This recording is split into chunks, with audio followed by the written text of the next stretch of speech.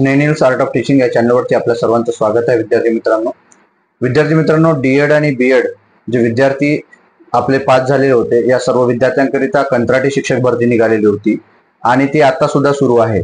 परंतु विद्यार्थी मित्रांनो, हा व्हिडिओ यासाठी आहे की ज्या जिल्ह्यांचे परिपत्रक आलेले आहेत परंतु ज्या जिल्ह्यांचे परिपत्रक आलेले नाही आहे त्याबद्दल आपण जे अपडेट घेतलं त्या संदर्भातील हा व्हिडिओ आहे. मग ते येणार आहेत की नाही आहे या संदर्भातील हा व्हिडिओ आहे. काय येत नाहीये हे सुद्धा आपण या व्हिडिओमध्ये पाहणार आहोत. आपण जर माझ्या या चॅनलला किंवा या व्हिडिओला पहिल्यांदा जर बघत असाल तर या चॅनलला सबस्क्राईब करा, जेणेकरून येणारे जे अपडेट्स आहेत हे आपल्या या चॅनलवरती मिळत जातील. आणि टेलिग्रामवर जे आहे आपलं ग्रुप स्नेनिल्स आर्ट ऑफ टीचिंग हा टेलिग्रामचं चॅनल आहे. या टेलिग्राम चॅनलवर सुद्धा परिपत्रक उपलब्ध आहे विद्यार्थी मित्रांनो, आणि इतर जे GR आहे ते सुद्धा उपलब्ध आहे. बघा मित्रांनो, आपल्याला माहिती आहे बुलढाणा जिल्ह्याची ऍड येऊन गेलेली आहे, नंतर यवतमाळ जिल्ह्याची ऍड पण येऊन गेलेली आहे, नंतर अमरावती जिल्ह्याची ऍड गेलेली आहे आणि नागपूर जिल्ह्याची सुद्धा ऍड आता गेलेली आहे. आणि त्याची लिस्ट सुद्धा विद्यार्थी मित्रांनो, नागपूर जिल्ह्याची जी लिस्ट आहे 23 तारीख त्या परिपत्रकामध्ये दिलेली होती, परंतु आज लिस्ट लागते की काय होते आपल्याला माहित नाही. पण हे अपडेट आपल्याला सायंकाळपर्यंत मिळून जाईल विद्यार्थी मित्रांनो. मग वर्धा जिल्ह्या संदर्भात आम्ही जेव्हा आस्थापनेला विचारलं, वर्धा जिल्ह्यामध्ये आस्थापना जिल्हा परिषदला आपले मित्र आहेत त्या आस्थापनेमध्ये विचारायला लावलं, तर आणि इतर जे अधिकारी आहेत ज्या समन्वयक म्हणजे याच्याशी संबंधित असणारे त्यांना विचारायला पाठवलं, तर त्यांनी उत्तर दिलं की आमच्याकडे सध्या वेळ नाही आहे, त्यामुळे आम्ही ही कंत्राटी भरती सध्या तरी घेऊ शकत नाही आहोत, असं त्यांनी उत्तर दिलं. म्हणजे वर्धा जिल्ह्याची जाहिरात कधी येईल हे आपल्याला सांगता येणार नाही. नंतर चंद्रपूर जिल्ह्याच्या संदर्भात सांगू इच्छितो, चंद्रपूर जिल्ह्याच्या संदर्भात ते ऍडच निघणार नाही असं त्यांनी सांगितलेलं आहे, म्हणजे काढणार नाहीये. कारण काय आहे अजूनपर्यंत आपल्याला समजलेलं नाहीये, कारण जे जिल्हा परिषदला मित्र आहेत त्यांच्याकडून आपण हे अपडेट घेत असतो. नंतर गोंदिया जिल्ह्याच्या संदर्भात सांगू इच्छितो की गोंदिया जिल्ह्याचं परिपत्रक निघेल असं त्यांनी सांगितलं, पण कधी निघणार हे माहिती नाही.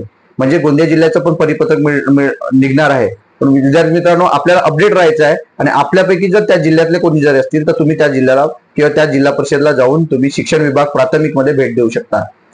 नंतर भंडारा जिल्ह्याच्या संदर्भात, भंडारा जिल्ह्यामध्ये सुद्धा विचारलं आपण, पण भंडारा जिल्ह्याचं अपडेट असं आहे की भंडारा जिल्ह्यामध्ये 2 ते 3 दिवसात आपण काढू असं ते बोलले, परंतु कधी निघणार, कारण आता 4 ते 5 दिवस झालेले आहे मी हे विचारून, आणि काल सुद्धा मी फोन केलेला परंतु त्यात उत्तर असंच आलेलं आहे. म्हणजे कधी निघणार हे सुद्धा सांगता येत नाही.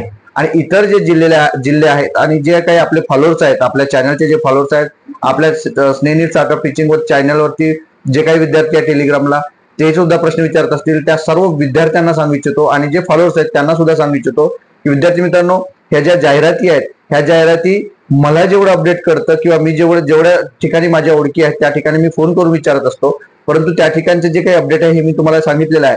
परंतु महाराष्ट्रातील जे काही इतर जिल्हे आहेत या जिल्ह्यांमधले सर्व विद्यार्थ्यांना सांगू इच्छितो की आपल्याला हे जे परिपत्रक काढत आहेत हे परिपत्रकाकरिता आपण तुम्ही जर पाहाल या 4-5 जिल्ह्याचे तर फक्त 2 ते 3 दिवस वेळ देत आहे विद्यार्थी मित्रांनो. म्हणून आपल्याला अपडेट असणं गरजेचं आहे. तुमचं जर जिल्ह्याच्या ठिकाणी जर कोणी व्यक्ती असेल, कोणी मित्र असेल, कोणी रिलेटिव्ह असेल, तर त्यांना त्या ठिकाणी जिल्हा परिषदला प्राथमिक विभागामध्ये पाठवा आणि त्यांना विचारणा करायला लावा. आणि ते अपडेट जर तुम्हाला तसं मिळालं किंवा परिपत्रक जर निघालं असेल ना तुमच्याकडे जर ते येत असेल तर तुम्ही आपल्या या टेलिग्राम चॅनलला टाकू शकता, जेणेकरून इतर जे जिल्हे आहेत आणि त्या जिल्ह्यातील विद्यार्थ्यांना आणि तुमच्या जिल्ह्यातील स्वजिल्ह्यातील सुद्धा विद्यार्थ्यांना याचा लाभ होणार आहे विद्यार्थी मित्रांनो. कारण आपल्याला माहिती आहे की युवा प्रशिक्षण कौशल्य जो काही विभागाच्या अंतर्गत जे डीएड बीएडच्या विद्यार्थ्यांना जे जॉब देत आहेत किंवा 6 महिने ट्रेनिंग देतात, त्यापेक्षा हे जे असणार आहे कंत्राटी भरतीचं हे आपल्या दृष्टीनं विद्यार्थ्याच्या दृष्टीने हे चांगलं आहे विद्यार्थी मित्रांनो. कारण आपण अभ्यास करू थकलेलो आहोत हे आपल्याला माहिती आहे. TET आहे, CTET आहेत, हा पण अभ्यास आहे, तरी पण सोबत हा सुद्धा आपल्याला जॉब करणं गरजेचं आहे. कारण आपल्याला माहिती आहे की आपलं एज पार पण होत आलेलं आहे, आपण एज पण आपलं वाढत आहे विद्यार्थी मित्रांनो.